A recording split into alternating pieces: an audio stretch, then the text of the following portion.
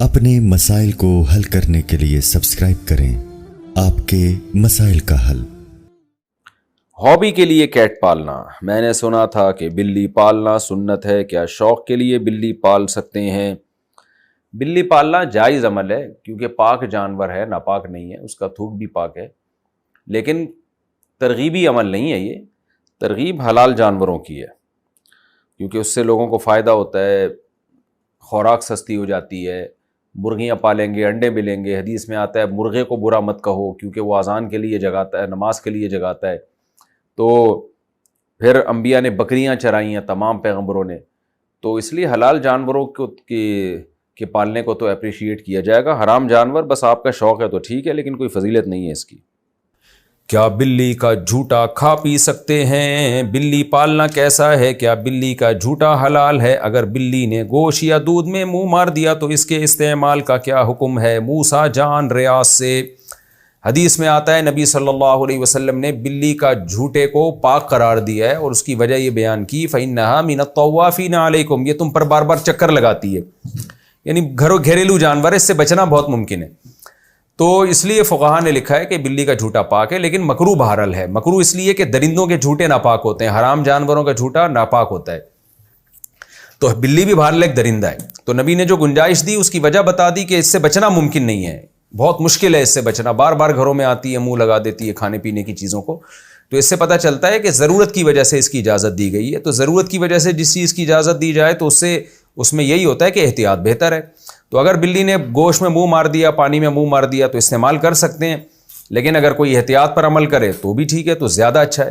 تو اب ایسا نہ ہو جائے کہ بلیوں کو اتنا لفٹ کرائیں جیسے انگریزوں نے کتوں کو لفٹ کرایا ہوا ہے، کہ وہ اس کا جھوٹا باقاعدہ پراپر کھاتے ہیں، پیتے ہیں، اس کے زبان لگاتے ہیں، اس کی زبان، کتا ان کے منہ میں زبان لگا رہا ہوتا ہے، اوٹ پٹانگ حرکتیں کر رہے ہوتے ہیں، اللہ تعالیٰ ان کو ہدایت دے۔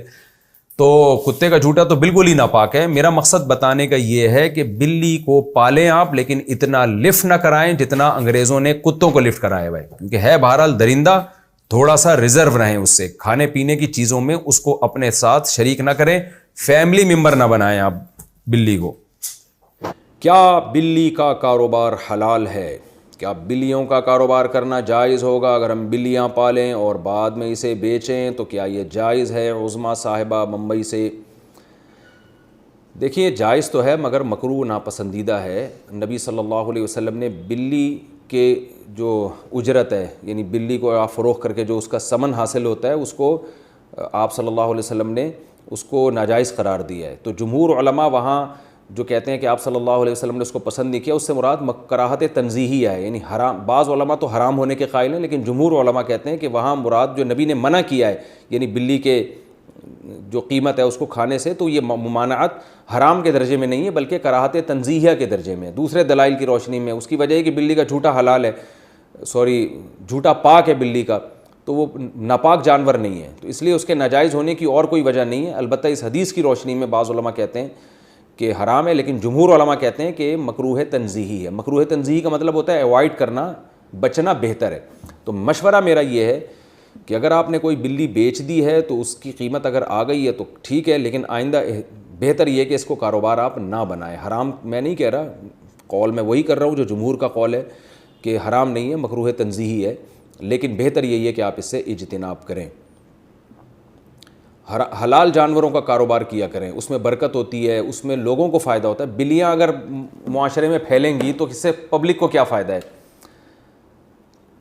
اگر گائے، بھینس، بکریاں، مرغیاں ان کا کام کریں گے، مرغیوں سے انڈے ملیں گے، بکریوں سے دودھ ملے گا، گوشت ملے گا، بکروں کے ریٹ مارکیٹ میں کم ہو جائیں گے جب بکروں کی پیداوار بڑھے گی، تو اس سے انسانیت کو فائدہ ہے اور انٹرٹینمنٹ بھی ہے۔ بکری بھی پل جاتی ہے، دمبے بھی پل جاتے ہیں، میرے دمبے آپ آ کے دیکھیں، 2 دمبے ایسے ٹائٹ خاندانی طریقے سے پلے ہوئے، کھا کھا کے ماشاءاللہ مستنڈے بھی ہو رہے ہیں اور پل بھی گئے ہیں، بچے کھیلتے ہیں ان سے، وہ جب عصر کے بعد لے کے نکلتے ہیں چھلانگیں مارتے ہیں وہ۔ تو اگر آپ کو تفریح کرنی ہے تو وہ دمبوں سے بھی ہو سکتی ہے، گائے سے بھی ہو سکتی ہے۔ گائے کا بچہ کتنا خوبصورت ہوتا ہے ایسا، اور بھینس کا بچہ ایک نمبر کا سست ہوتا ہے۔ میں اکثر لطیفہ سناتا ہوں نا، بھینس کا بچہ ایسے کھیلتا ہے، بس اس کا کھیل یہی ہے، کان بیٹھ کے ہلاتا رہے گا، تو اس میں بھی مزہ آتا ہے۔ اور گائے کا بچہ ذرا اچھل کودتا ہے، بکری کا بچہ اور اچھل کود مچاتا ہے، ایسا خوش ہوتا ہے جب آپ اس کو اس کے پنجرے سے باہر نکالیں نا، ایسی چھلانگیں مارتا ہے۔ تو حلال جانور پالیں، یہ کتے بلی جو ہے نا یہ مناسب نہیں ہے پالنا۔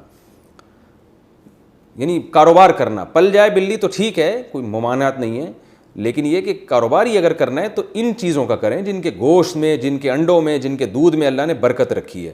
آپ صلی اللہ علیہ وسلم نے فرمایا مرغے کو برا مت کہو, لا تسبوا الدیک فإنہ یؤذن للصلاۃ, وہ اذان کے لیے جگاتا ہے, وہ نماز کے لیے جگاتا ہے تمہیں.